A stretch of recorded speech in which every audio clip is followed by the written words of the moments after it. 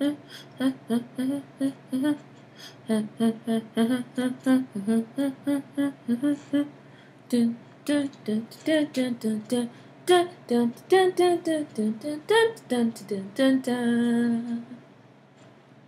guys, it's me, Seren, back with another video.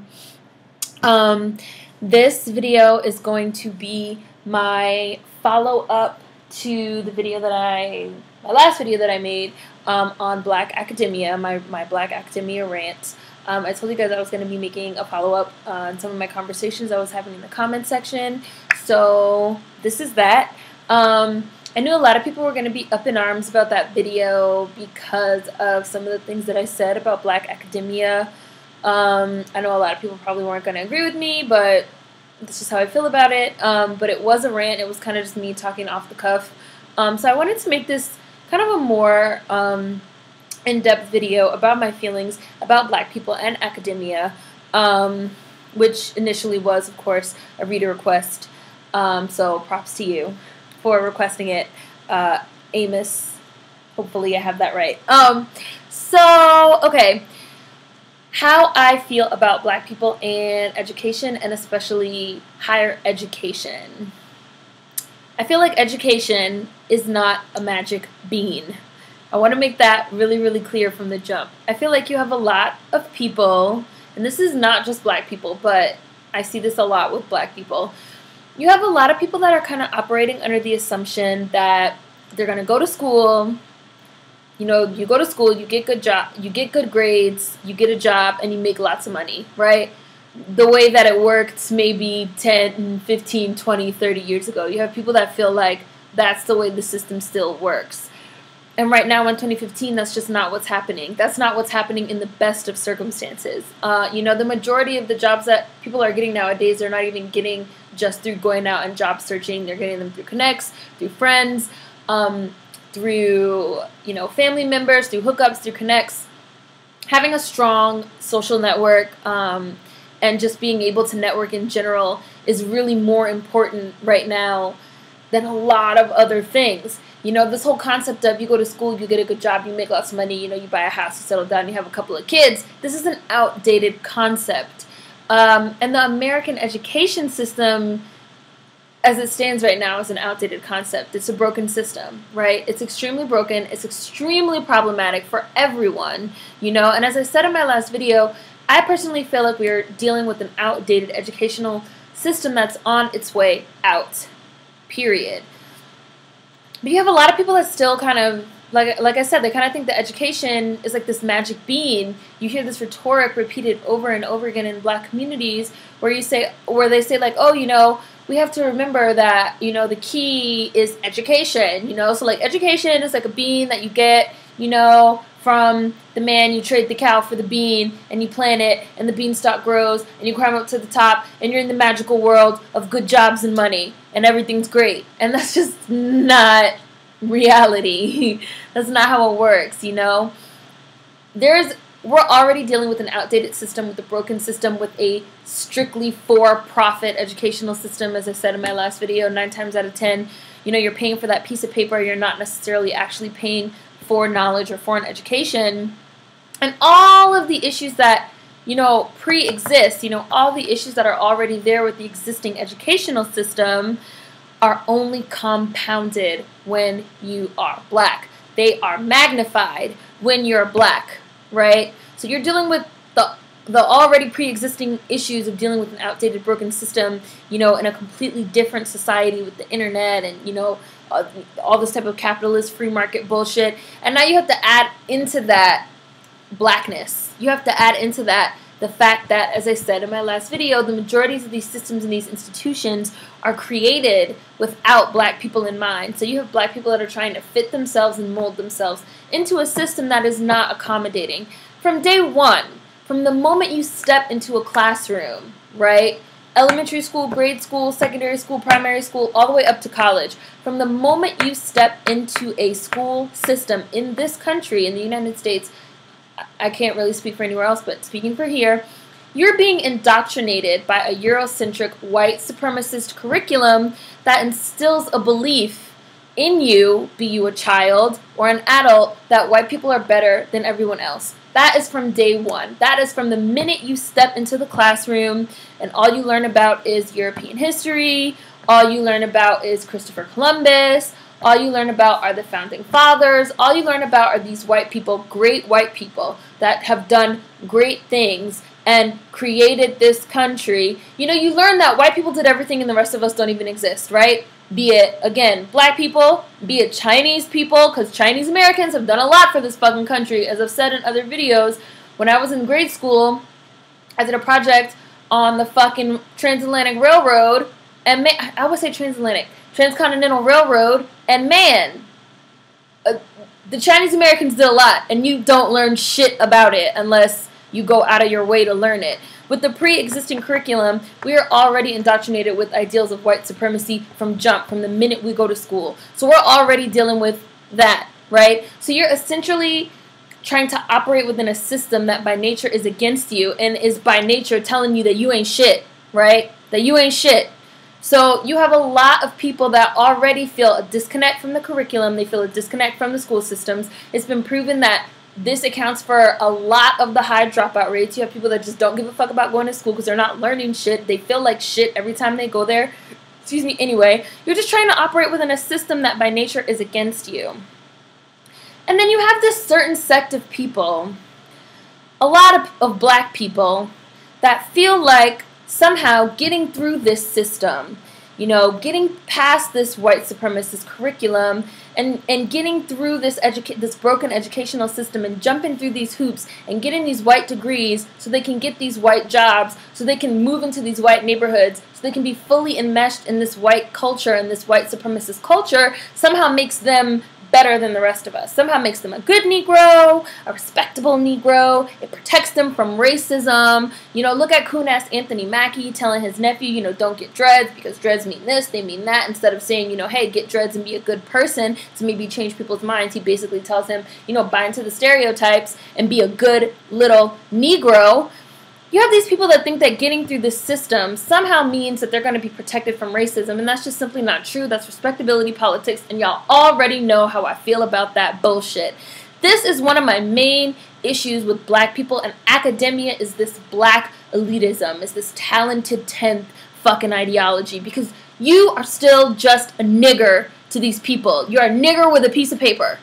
Okay, you didn't plant a bean and climb up into the magical land. You're just a nigger with a piece of paper, okay? Look at Saida Grundy, who I made my video about. A whole bunch of little nobody white kids that don't have no degrees are trying to get this woman with all of her degrees and all of her credentials, enough that she could be hired as a professor at Boston University. They still have the power to get this woman fired, to get her to have to make a formal apology, because she is just a nigger with a piece of paper. Look at this racist principal bitch in Georgia, who on the day that these black kids are graduating, made a racial remark about them at their graduation. She don't give a fuck about them pieces of paper that she's handing out.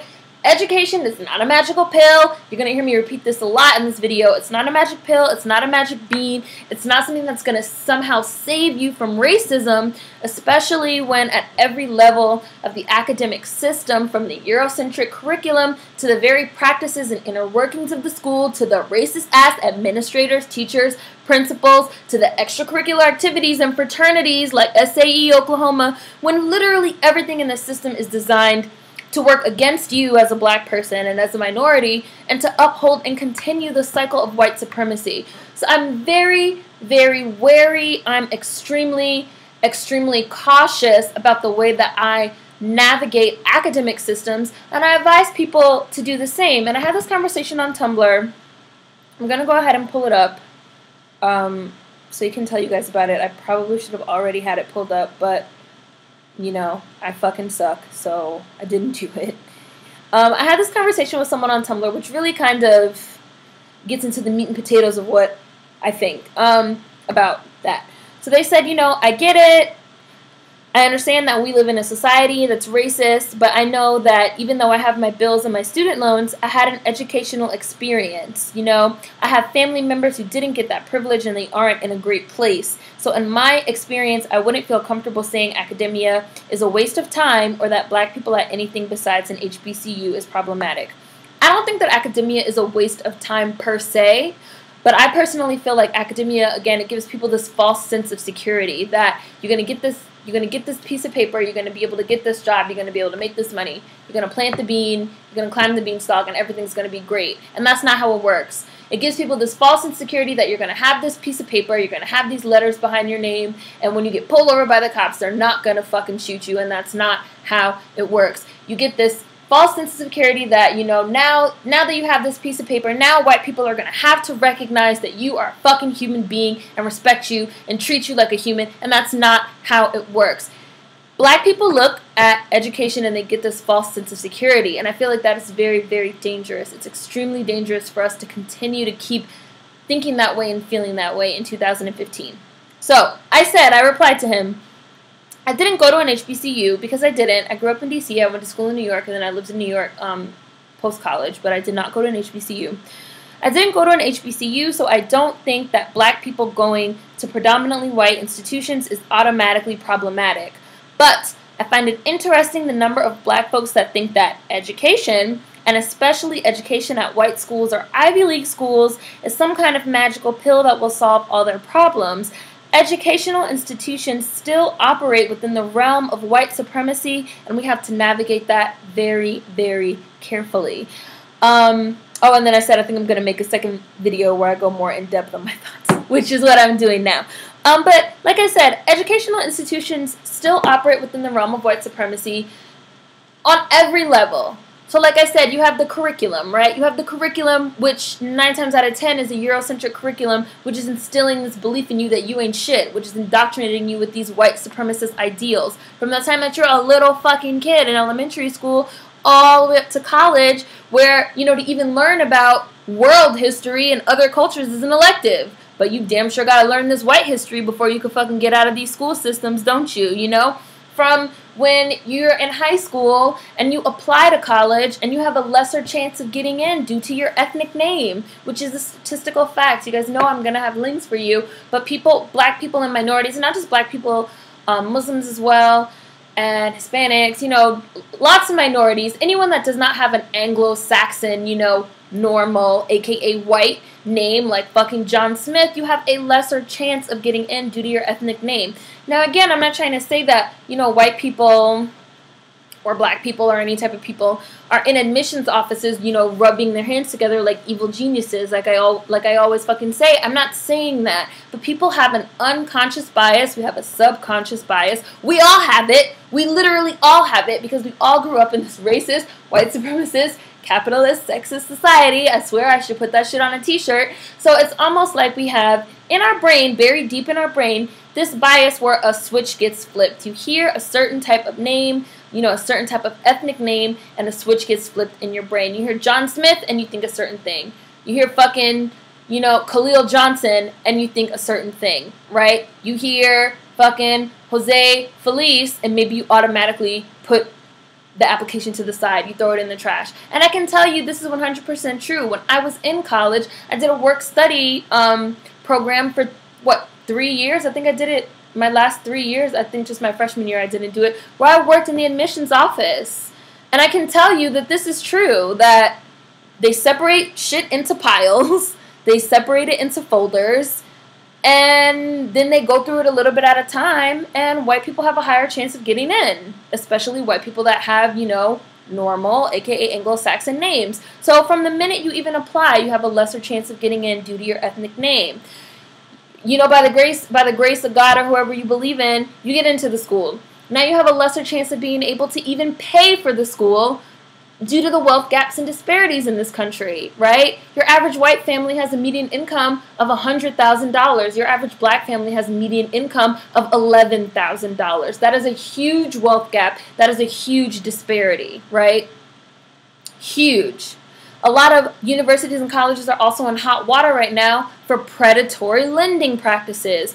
basically the same exact thing that they did during the housing market before the housing, bubble popped. They're doing the same thing with these student loans. You have people that they have these predatory loans. They have these high interest rates. They only offer them to certain economic brackets, which typically is black people and other minorities, because we are the poorest people in this fucking country, where they offer you these high-ass loans. Oh, here, take this $300,000 and go to this $100,000 a year school, and, you only have to pay $35 a semester. Something really ludicrous and absurd that people really can't pay. You say, oh, free money, I'm going to take it, and then you graduate and you have all this debt.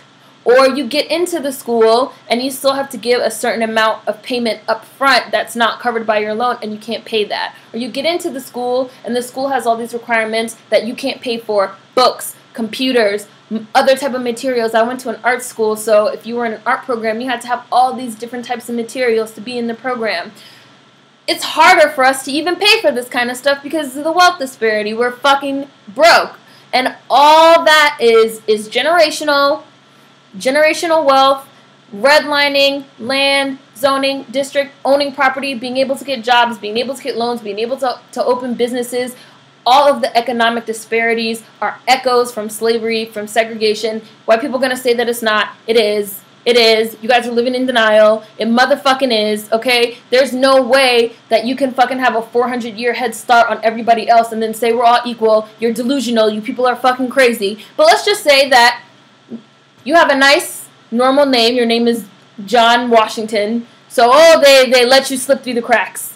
And by sheer pure luck, you got a full scholarship. Also, you're able to get in and you're able to pay for it. Oh, another fucking hurdle. You get to the school and you realize that you're learning this crazy-ass Eurocentric curriculum that you feel completely disconnected from, and you have trouble focusing. Or you get into your class and you discover that your white professors, okay, because the majority of the college teachers, especially at non-HBCUs, are white staff. They have less leniency for you. They have less leniency for your failure. They have less leniency for your problems. They don't want to help you. They don't want to mentor you. Because again, studies have shown that statistically, white teachers mentor black and other minority students less than they mentor white students. Also, male teachers and professors mentor female students less than males. So if you're white and you're male, you just have an advantage at every step of the way. If you're black or a minority or a woman, you have it a little bit harder, okay? You're in these schools with these white teachers that still just look at you as a nigger trying to get a piece of paper. They don't want to help you. They have less leniency for you. They're quicker to fail you. Studies have shown that they have lower expectations for black and minority students. So they say, oh, fail. Or maybe they might say to a white student, oh, you seem like a good kid, so I'll give you a D- and I'll pass you. For black and minority kids, they fucking fail us. Studies have shown this is true. There's less recognition from white staff members for exceptional and gifted work. There's just extra hurdles that we have to go through at every step of the way. Like, I'm going to keep saying that because it's true. Education is not a magic pill and it's not a magic bean. So let's say you even get through all that. You get through that. You're graduating. You're at graduation in Georgia, and your fucking principal says, look at all these fucking black kids not paying attention, right? You're at your graduation, and Saida Grundy's up on stage, and people say, this bitch needs to get fucking fired. Look at these niggers with these pieces of paper. But whatever, you made it. You're at graduation, you made it. You graduate with your elite degree. God forbid, you go to a Ivy League school or, a really good prominent white school. You're graduating with your elite degree. You're still finding yourself unable to get a job. You're still less likely than your white counterparts to find a job. You still have, as a black Ivy League college graduate, less wealth than a white high school student. You have a huge disparity in your job searching than your white counterparts. And contributing factors include the name thing again. Ethnic names, which come into play again during a job search. Inner city or fucking, you live in a bad community. You put Compton, California on your resume. They look at your resume. They see Compton, California. They chuck your shit in the garbage. You have less family or friend connections for recommendations or resources. White people, again, they have a 400-year head start. White people are friends with business owners. Their families have this long money, a lot of them. They have all the, they have something they can fall back on. They can move back in with their parents while they job search. They have all these resources that we don't have. As I said in the beginning of the video, nowadays, networking is everything. Social networking is everything. So many people have gotten jobs through networking, through resources, and through, recommendations. I have a friend that has a degree in journalism just like me. She could not find a job. Her good friend recommended her to do copy work for a website. She got the job. They said, oh, it's a good thing this person recommended you because we had 5,000 applications for this position. And that's how a lot of the positions are nowadays with the economy. And again, you have so many people nowadays that have a bachelor's degree. I'm sure you guys have all seen those think pieces saying, bachelor's degrees nowadays are quickly becoming the equivalent of a high school diploma because you have so many people that have these degrees and you have so many people that are out of work, that are looking for work. You have 1,000 applications for one job. They can't even look at all of them. So they just, what do? They go through, they skim. Oh, they see a certain name, delete. Oh, they see a certain address, delete. Oh, they see that this person has, a friend or family member, or coworker that already works here, or maybe their parent has donated a lot of money or something like that. That gives them an edge. We don't have that. We don't have that. Black people are essentially still in 2015. We're starting from nothing. We're building up now, but prior to this, we didn't have anything. And many of these problems are on every single level of the education system, okay? The school to prison pipeline is a real thing. You have these systems that a lot of them basically are created, designed to shuffle black and brown bodies from school to prison where they can be used as free labor. But you still have people that don't examine this and say, education is not a fucking magic pill. They still say education, education, education. They have this blind faith in education and in a system that not only is designed to work against us, but a system that's already crumbling and is already on its way out, in my opinion, for everyone. For everyone, I've heard some really great lectures and I've been reading some really great books about the future of higher education. There's a really good book that I'm going to, of course, link for you guys, even though it's written by a white person. It's still really good. I listened to this great interview on NPR about how, a lot of people feel like the future of education is these mass online courses. Just like I said in my previous video, I could probably teach myself to be a psychologist by watching lectures on YouTube, getting the books on Amazon, and teaching myself the coursework. We're headed with the internet, we're headed in a certain direction. We're just headed in a certain direction, and, who knows what the future of higher education and brick and mortar school systems is even going to be. So this blind faith that a lot of us have in education is silly to me. We have to recognize that we're dealing with a crumbling system that was already designed to work against us on every level of the infrastructure, the curriculum, the teachers, everything, literally everything. I do want to say, before I close out, because this video is going long, of course, I do want to say, do people make it? Yes, of course. As I said in my video, I have so many friends that are lawyers, doctors, physician's assistants, business owners, social workers. Do black people make it? Yes. But in my opinion, those people that make it are the exception. They are not the rule. If you look at the numbers of wealth across the board for all black people, if you look at the numbers of jobs and employment across the board for all black people, if you look at the amount of business ownership and entrepreneurship across the board for all black people, you will see that they are the exception. They are not the rule. Not at all. Not by a long shot, okay? They're the talented 10th, literally. They're that 10% that made it out, and the rest of the community, the other 90%, is struggling. So it's not fair to just tell those people, oh, well, get an education, pull yourself up by your bootstraps. If I did it, you can do it too, because what does that sound like? White supremacist rhetoric, right? If you choose to infiltrate, as Ghazi would say, which is something he said in his last video, which I liked a lot, if you choose to infiltrate white academia, if you choose to infiltrate white job markets, if you choose to infiltrate the very systems of white supremacy, just remember and understand that you are navigating perilous territory, and do not forget who you are to these white people, which is a nigger with a piece of paper, okay? Use your education and your resources to build up the black community. Don't take said education and resources and run and give it all back to white people because you've been brainwashed into thinking that white is somehow better and that, you know, this academia and these credentials will save you from catching a bullet in the back or in the chest or in the head or getting slammed out, choked out, tased. None of that's gonna save you. This black elitism is not gonna save you. Education is not a magic bean or a magic pill. So before I close out, I want to go over a YouTube exchange that I had with Amos. I really hope that I'm saying that right. With Amos, who is the person that requested the original video on black people in academia. And I'm just going to read it off to you because it's basically revolving around the concept of, you know, can black people make it and the importance of blacks in academia.